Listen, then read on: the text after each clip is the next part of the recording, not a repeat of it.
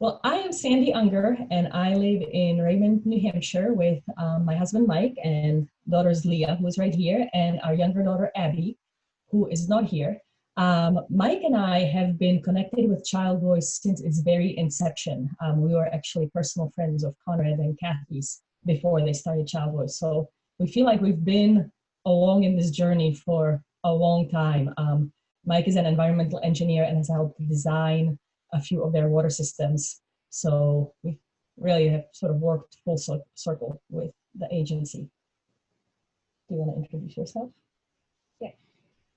My name is Leah Unger, and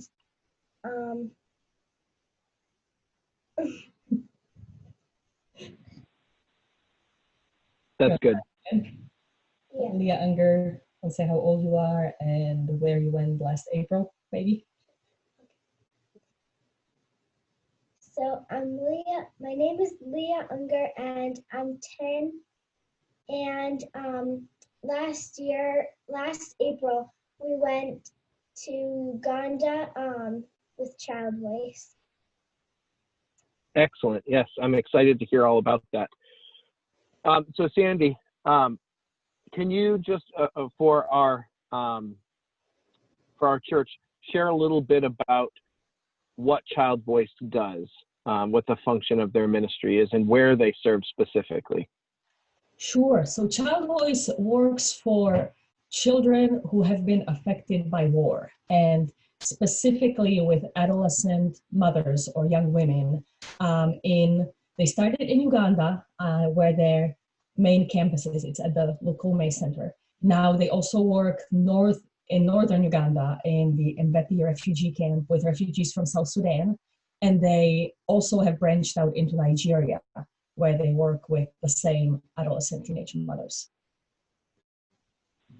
Okay.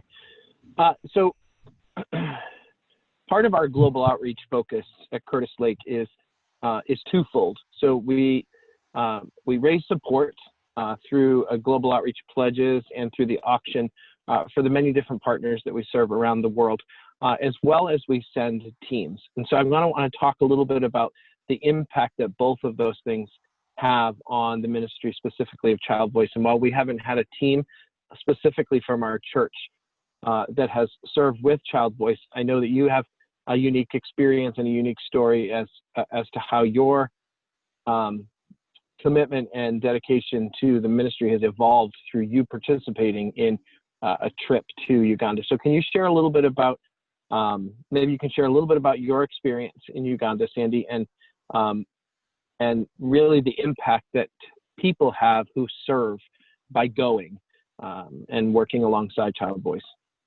Absolutely. So we had actually supported Child Voice from the United States for 12 years before we ever went on a trip. And we were a little bit conflicted about going. You know, it's far away, it's an expensive trip, and we wondered, would that money be better spent just supporting the organization? But we did decide to go. And I can tell you, I would recommend that to anybody. I feel like we understood in theory what Child Voice did before we went, but once we actually went on the trip, we could see in practice how life-changing and transforming the services that they do are. You know, one of the things that we're really impressed by is their commitment to hiring local staff who understand the culture and the language and the customs of the girls that they serve. So they're able to provide the counseling services and the vocational training and just provide a place where the girls can really open up and start to heal much better than anybody else could. Us going, you know, was less, I would say, about us going and helping them do what they do, but about opening our eyes to the value of the services that they provide. We met a girl named Skovia, and her story sort of underscores the transformation that the girls undergo at the Lukome Center. So this girl is somewhere in her teens and had a little teeny tiny baby, about 6 weeks old, named Blessings. And just seemed like a strange name to me, you know, because we don't name children Blessings here. So I asked her why she named her son Blessings. And as you can imagine, these are girls from really troubled pasts and environments. And this child was not conceived by ideal means in any shape or form. But she said, well, my life has changed now when I've been here at Child Voice. I have found God. I have found forgiveness. I have forgiven the people who have hurt me. And I have decided, I have chosen that this boy will be blessings, because when I look at him as he's growing up, if I ever want to think back about all the bad things that have happened to me, I will remember that he is a blessing in my life. And this girl would have been living on the street in abject poverty with really no hope for her life whatsoever if it wasn't for the work that Child Voice is doing. And there were stories like this that we saw day in and day out. And without going, we read those stories, we heard those stories, but you don't fully appreciate what the girls' lives had looked like before and what they look like now. Going also allowed us to meet some of the graduates of the program and see that they are really good functional members of their society, who can now provide for themselves and for their kids. And often what happens is that as a result of the services and the hard counseling work that they do with Child Voice, they can go back to their families. And the families see them as changed people, and these are situations where the families often didn't want them back. They saw them as damaged goods. But now these girls have skills. These girls have a new found hope and outlook on life. And slowly they start changing the family, and then even the villages start changing as a result. So the investment in one girl doesn't end there. It sort of ripples to her children and then to her immediate family members. And in Uganda, everybody lives more or less in extended family, so to the extended family members, and then it affects the whole village. And when we saw that, we're thinking, gosh, we're no longer just monthly donors. We want to partner with this organization, because for the price of a few lunches a month, we can change the lives of a whole lot of people. And that has been really exciting to see for us. That's exciting. That's such a great story. So obviously this trip and being able to be there and see has reshaped your commitment to the cause and has challenged you to give faithfully to support this ministry. How has it reshaped your perspective back here at home? How has it maybe reshaped your worldview? Gosh, that's a really good question, especially in the COVID pandemic. It's so easy to look at what we don't have. And we've all seen the shortages. We've all seen, our favorite brand of toilet paper is missing and there's no pasta sauce.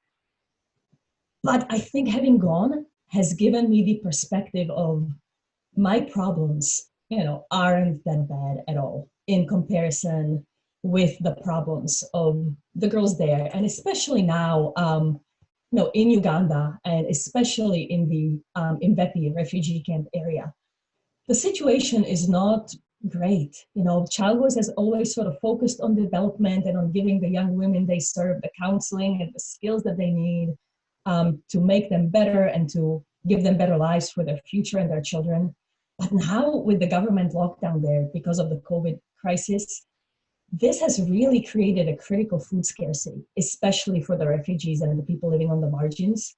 So in light of this, Child Voice has sort of adjusted their immediate focus to meet this need.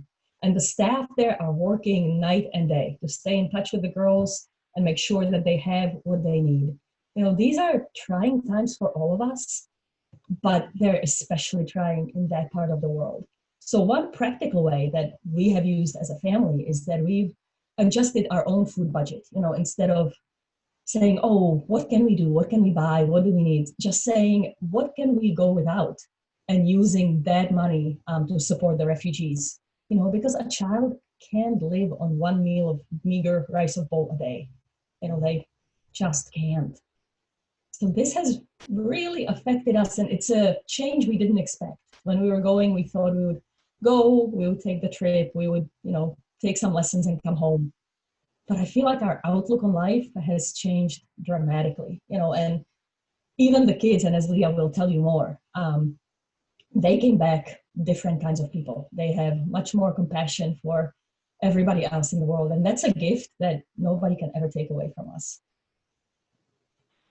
It's interesting. I lead a trip to Guatemala each year that we talk a lot about how our intent when we go is to bless other people, but we oftentimes come back feeling far more richly blessed than we could have imagined. And it really does change us, which is a big part of why we believe in sending people. It's not about, Americans swooping in to do something great and then leaving. We talk a lot about how it's so important to support the ministry that's on the ground, to support the people that remain when we come back. But it's also about this idea of learning while we're there and returning and bringing that back, bringing the perspective back to challenge more people to give generously, the challenge to look differently at our worldview. So it's really great to hear that played out in your life, and in the life of your family. And so the purpose of the auction is to raise dollars specifically for our partners like Child Voice in Africa. And so can you speak to what the impact that those dollars make as well? Because it's not just about going, or it's not just about giving, it's about both. It's really important that we do support our partners in the ministry that they're carrying out. So can you talk a little bit about specifically how the support from Curtis Lake impacts and helps out a ministry like Child Voice? Absolutely. So in this immediate future, your dollars will be supporting food for the most needy in the most needy part of the world. It is really as basic as that. You will be providing food for children who otherwise go hungry. In the greater meaning of the word, or in regular times, the support that Child Voice receives is an investment in the lives of people who then invest it in the lives of their children and their community. We have gone and we can attest with 100% assurance that the money is well spent. It is spent on local staff. It is spent on programs, vocational programs for the girls. It is not an orphanage of sorts where people are given handouts. It is a very well thought out program whose goal it is to empower and to make these young women self-sufficient and inspirational to people around them. And that, in my book, is money really, really well spent. That's so encouraging to hear, because feeding people is a really important staple of what Curtis Lake believes in, and we invest a lot of dollars as a church into feeding just even the people in our local community through community meals. So to hear that the dollars that we send to Child Voice will be helping, especially in this difficult time, to feed people is just, for me personally, is so encouraging to know that my support to Global Outreach is helping them be able to carry that out. Because I think it's so easy for us to think that we live in this crisis that we're in right now here. It can feel localized, but I think we sometimes forget that it really is a global pandemic, and the way that it impacts us is very different than it impacts folks in places like Uganda. So thank you for sharing that. That's really encouraging to hear.